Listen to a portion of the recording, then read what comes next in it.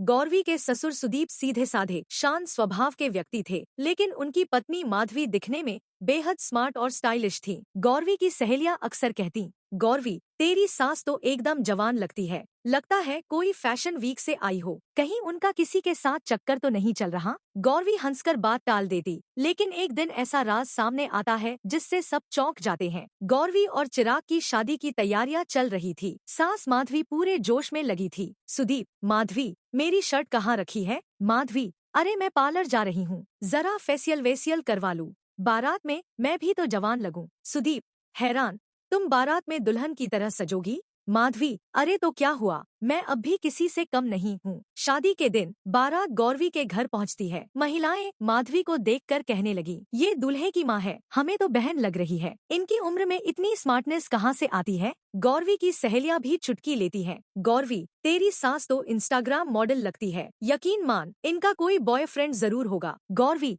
अरे नहीं, वो बस स्मार्ट है, तुम्हारी सोच गलत है। शादी के कुछ दिन बाद गौरवी और चिराग हनीमून पर पेरिस जाने की बात करते हैं। सुदीप, जाओ बेटा, खूब घूमो, हमें भी घूमने का मन हो रहा है। माधवी, हाँ मैं भी सोच रही थी कि मनाली घूम आऊं। सुदीप हैरान, अकेले? माधवी, हाँ थोड़ा रिलैक्स हो लूंगी, यू नो माइंडफुलनेस। गौरवी को थोड़ा शक होता है, माँ जी अकेले घूमने जा रही हैं? चिराग, वो मॉडर्न है यार, उन्हें पसंद है थोड़ा फ्रीडम। हनीमून से लौटने पर गौरवी और चिराग एक रेस्टोरेंट में डिनर पर जाते हैं। वहाँ गौरवी की नजर पड़ती है। वो देखो चिराग, माँ जी, वो एक हैंडसम लड़के के साथ बैठी थी, उसका चेहरा टोपी और चश्मे से छुपा हुआ था। चिराग हैरान, माँ ने कहा था कि वो स्पा में है, फिर ये कौन है उनके साथ? गौरवी, कहीं माँ जी का कोई बॉयफ्रेंड तो नहीं? चिराग, पागल हो क्या, माँ जी ऐसा नहीं कर सकती। एक दिन मूवी देखने गए गौरवी और सुदीप, अचानक दोनों की नजर कॉर्नर सीट पर पड़ी। माधवी फिर उसी लड़के के साथ। सुदीप के होश उड़ गए। सुदीप ने जब पूछा, माधवी ने झूठ कहा, मैं पूजा में थी।